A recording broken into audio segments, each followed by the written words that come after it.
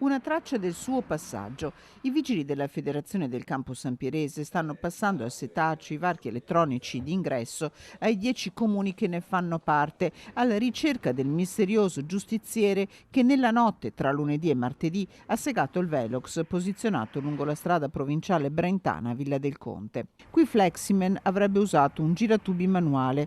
Su di lui 4 procure hanno un fascicolo aperto contro ignoti. Si indaga per danneggiamento, interruzione di pubblico servizio e anche per furto aggravato, perché nell'ultimo blitz il misterioso giustiziere avrebbe fatto sparire il dispositivo elettronico all'interno.